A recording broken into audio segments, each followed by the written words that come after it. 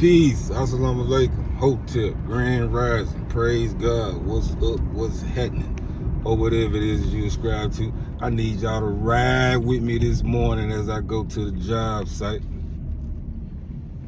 Just ride with me so I can tell y'all the story about my first birthday when I got out of prison. And as you ride with me, I need you to subscribe, like, share, comment on this video. I don't even care if you don't like the video. Comment, I don't like this video. Do what you gotta do. If you don't want to do it, it's cool. I appreciate the view. So, my first birthday out of prison, I'm talking about, boy, we had a ball. Do you hear me? We had a little club, had a little hole in the wall, popping bottles. Now, I'm celebrating my birthday. You know what I mean? It's my first birthday at the prison. Feel like I'm born again. I'm so happy. You know what I mean? But I'm also celebrating my little brother. He just got out of prison like 2 months before my birthday. I done shared some stories about my brothers. I got I got 2 biological brothers and 3 adopted brothers. One of the adopted brothers and both of my biological brothers, we all been to prison. So we having a ball, you know what I'm saying? All of us home. They put this party together for me and my little brother. He had just got out of prison. I'm talking about we popping bottles. My uncle, he DJing. I really didn't feel like rapping this night. I told y'all I used to be a little local rapper, and I really could have made a big head out of if I wouldn't have went back to prison, because we did our thing. But he put my music on, so everybody in the crowd told me, get on stage, y'all sick, I don't rock the mic. I get on stage, I get the mic, and I rock it. I'm talking about we had a ball. But let me share this. Let me go to a commercial break, if I may. This birthday, I turned 30. I got out of prison when I was 29. Now, I supposed to got out of prison when I was 28. I supposed to got out December 2007. My birthday, February 1st. I ended up getting out February 17th, 2008. And I was upset because I didn't come home when I was supposed to, even though it wasn't but 2 months. But 2 months is a lifetime in the penitentiary, if you can pick up what I'm putting down. So I was in Marshall County. This is my second time in Marshall County. This is where I went home from. I told y'all about the story where me and the correctional officer got caught messing around, me and the female officer. You gotta go back and check that story out if you haven't already. But they shipped me to Parchman after me and her got caught messing around. Well, we didn't get physically caught. I just got shot in the cross and they just got me up out of there. They sent me back to Parchman. I did like another year and a half in Parchman. And at this time, we was in one-man cells. And I got some stories I'm gonna share about that. I'll share that story some other time. But so they came around, and the administration to do this often. When they need some beds filled in another prison, they'll come around with a list. If you want to go to this prison, you sign this list. You know, some people don't go, some people do. So I ain't want to be in Parchman no more. And even though Marshall County is way up north by Memphis, I signed it anyway. And my homeboy, who I'm gonna tell the story about, he was mad. He didn't want me to leave. But I'm like, nah, I'm finna go to Marshall County, because when I was in Marshall County, it was sweet. But I'm knowing it's been years since I've been there, like 6 years. So I'm knowing it's probably done changed, but you know, I'm saying I'm finna go on and make this move. So I signed a list. A couple weeks later, I get on the bus and I go to Marshall County. So I'm back in Marshall County. I know I'm about to get ready to go home. I think I got like 6 months left. Yeah, I got like 6 months left before I go home. This is what I'm thinking. It's supposed to have been 6 months. I supposed to got out there December, but I ended up getting out a few weeks after my birthday, that February. So some of the same officers there, a lot of cats that I did time with there, and I'm them now. I'm 29 years old, so I'm OG now. You know what I mean? So some of the guys I already knew, they seen me walking down the walkway, they beating on the window. Y'all see, what's up, y'all see? You know what I mean? So I'm hollering at a few guys as I'm walking. I think I went to C Building. Yeah, I went home from C Building. And it's a cat in there I was rocking with from Picayune. The dude in there I was rocking with from Newton, Mississippi. GD that I was in Greenwood with. And then the dude I was telling you about that claimed he from New Orleans, but I don't think he was from New Orleans. He was on his own. And you got cell phones in the prison at this time. And the dude who claimed he from New Orleans, he had a cell phone. A lot of people had cell phones. I didn't get one because I'm finna get ready to go home. I don't want to get caught with no phone because I ain't finna mess up me going home. Shoot, I'd have been locked up over 10 years, 11 some years at this time. So anyway, I'm on the zone a few months. But hold on, before that, I found out I got a homeboy down there. Now me and this homeboy, I ain't gonna say his name, we did not get along since we were kids. We was always fighting. He one of the ones I was telling y'all about. I couldn't understand why people was treating me the way they was treating me as a child. And I was thinking maybe because all the girls like me, maybe because I got them brown eyes, you know what I mean? So, but in hindsight, like me, I'm always reflecting on my past. That's why I remember so much, because I'm always thinking about, you know, how I turned out, why I turned out the way I turned out. So in hindsight, he was one of the dudes who didn't have a father figure. He didn't have a family structure. I had a family structure.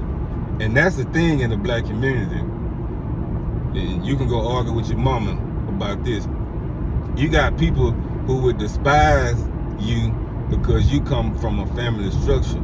And they feel like you not fit, you not built the way they built because of how they was raised. Like, you know what I mean? The street culture stigma. They feel like you don't belong with us because you got a dad in the house. Like, that's the thing in our community. It's sad to say, but that's the thing. It ain't my problem because your daddy in and out of prison, your mama on crack, and I'm not talking about him, I'm just telling the truth.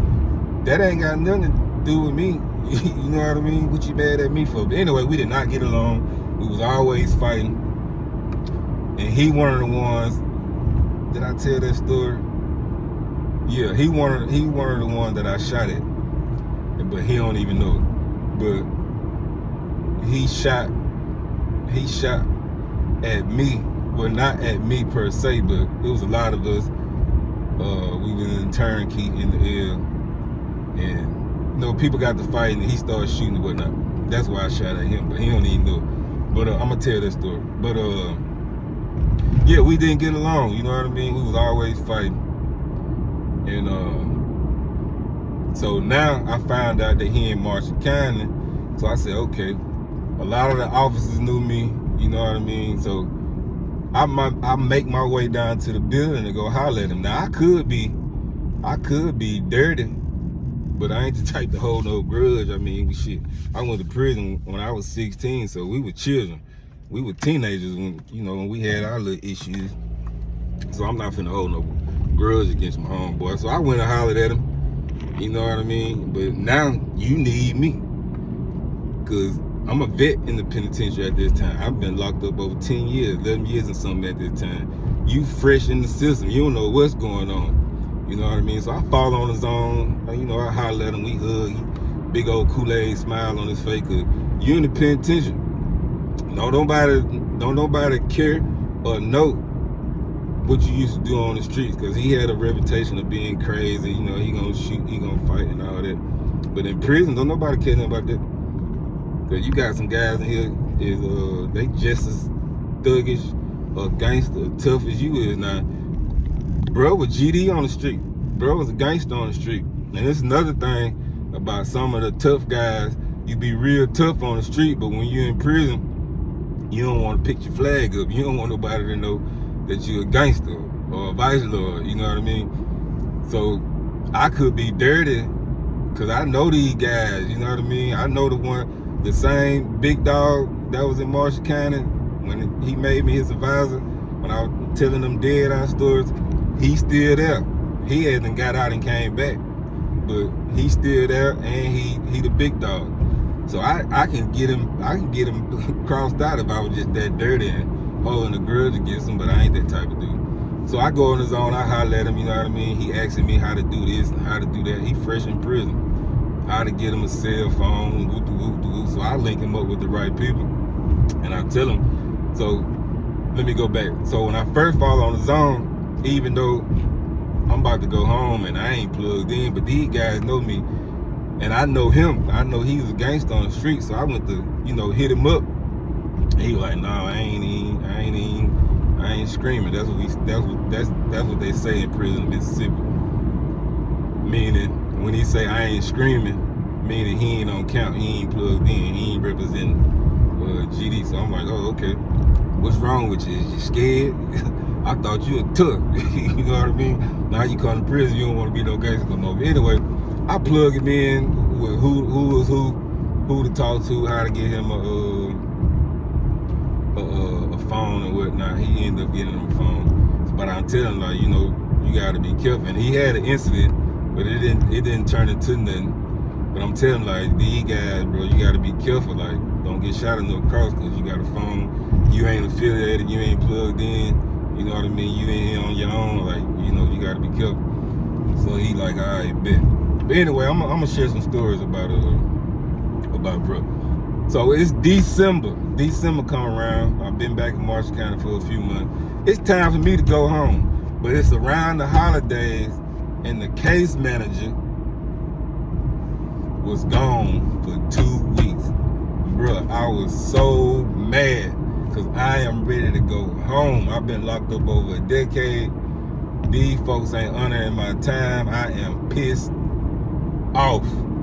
So I used New Orleans. Well, he claimed me from New Orleans, but I don't think he's from New Orleans. I used his cell phone. I called a girl I was messing with, Misha. I told a story about Misha. I'm talking about she was so fine back then. But I called her and told her I ain't coming home because the case manager ain't here. Got my paperwork messed up. Called my mom and everybody upset. But shit, you ain't more upset than me. I'm the one doing time. You know what I mean? But anyway, I'm so mad. So anyway, 2 weeks later, the case manager finally come. I beat on the window to get the officer's attention, and I knew this officer when I was in Marshall County the first time. So she like, "What you want, Young?" That's what she called me. "What you want, Young?" That's my last name, Young. I said, "I need to go talk to the case manager." So I had already told her a few weeks ago, I supposed to be going home. I supposed to went home December the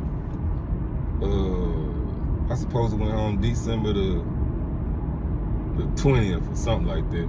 But in prison, when the holidays come around, the administration, the correction officers, they gotta come to work. But the case managers, the warden and all them, if it ain't nothing going on, they ain't finna come to work during the holidays. So I beat on the door, so she popped the door. I closed the door, and I followed to the case manager's office. And I knew this case manager. She used to be an officer before when I was in Marshall County the first time. Now she a case manager. She was cool, you know what I'm saying? So I knock on the door, and she the case manager, they keep the doors locked because they don't want nobody just walking in and getting on their nerve, because you one case manager, you over this whole building. You got 100 inmates on each pod. You got 4 pods, so that's 400 inmates. getting on your nerves. Some of it just be about nothing, you know what I mean? So I knock on the door, and she like, nah, I ain't seeing nobody right now. Your name ain't on the list. I say, this young. I supposed to went home 2 weeks ago. 2 weeks ago. It's January now. So she got up, she opened the door, and she was like, you supposed to went home? I'm like, yeah, we had this conversation before you even, before the holidays. And she was like, she went through my paperwork or whatnot. She sat down, I went through my paperwork.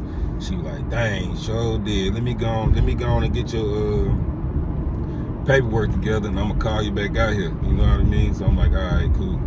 So I go back on the zone. She called me back out there before it was time for her to go on, and she was like, this your date right here. It's January. And I'm like, February 17th. I'm like, man, that's a whole nother month. She was like, you know, that's just how it went. That's how I feel. I really can't remember exactly what she said, but you know, that's how it went. That's when you go home. I'm hot. I'm like, man, all right, whatever. So I go back in the zone, told her, bro, let me use his phone. I called Misha, told her when I would come home, but I told her, don't tell my mom. But you could tell my daddy, because I'm already knowing once I get on the bus, I want them to meet me in Jackson. I'm not driving. I don't want to catch the bus all the way to Hattiesburg.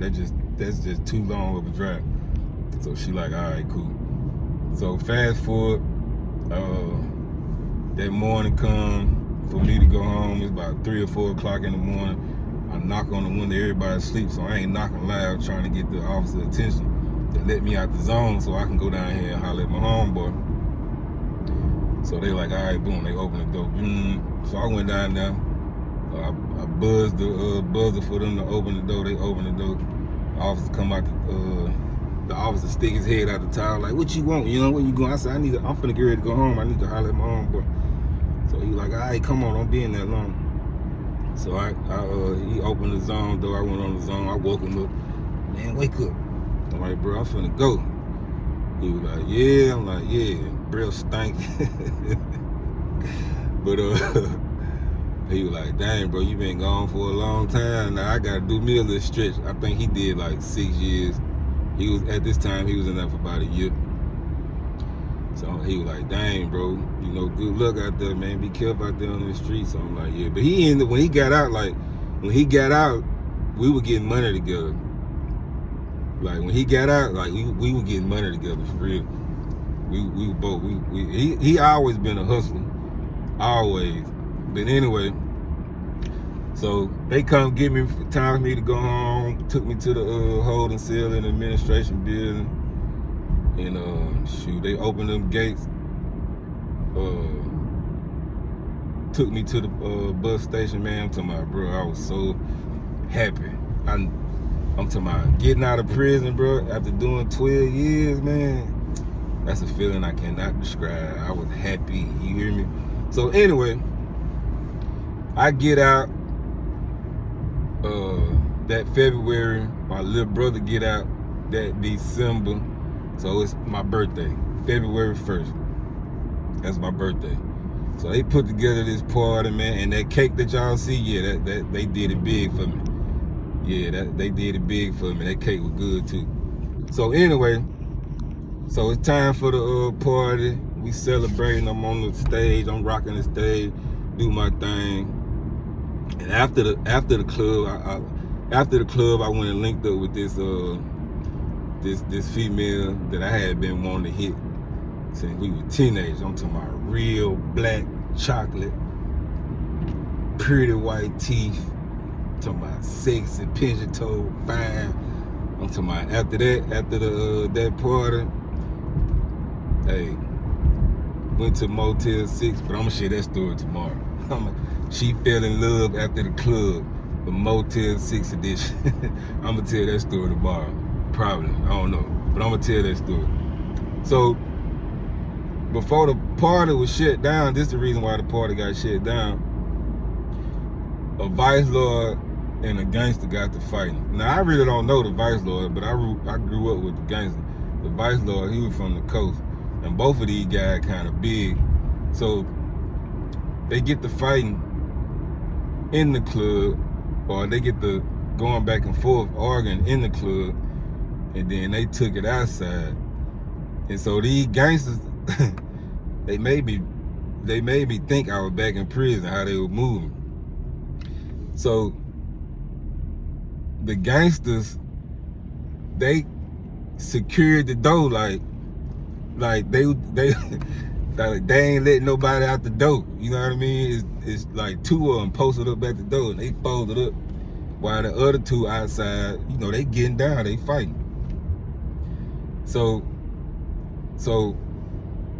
I see everybody trying to get out, and I'm like, dang, what's going on? Why ain't nobody going out the door? So my little brother tell me, you know, them G's, they got the door secured. So I walked through the crowd, I got the door secured. Man, I'm finna go outside. I ain't in prison no more. So one of the dudes, he's standing at the door.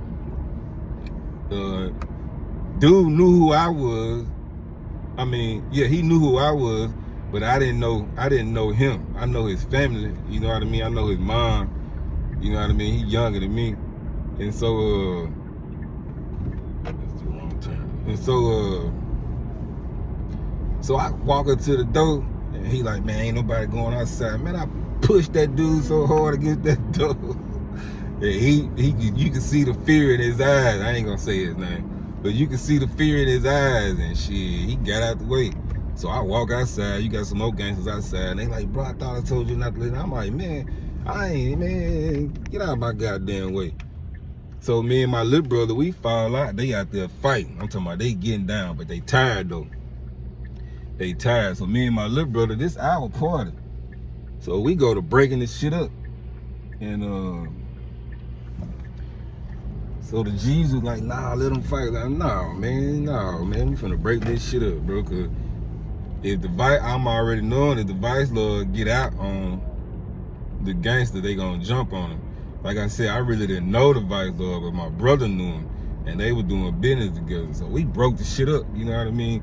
So I grabbed the gangster, he really was heavy, because he was tired as hell. Hands on his knees. I'm like, bro, you good? He barely can breathe, smoking on them Black & Milds and shit, drinking. He's like, yeah, I'm good. So, you know, they went on by their separate ways, man. So yeah, that was my first birthday. My first birthday when I got out of prison, bro. I'm talking about we had a ball. And you know, already know when a bunch of black people get it together, bro, they gonna fuck it up. They gonna fuck it up. But yeah, that was my first birthday, bro.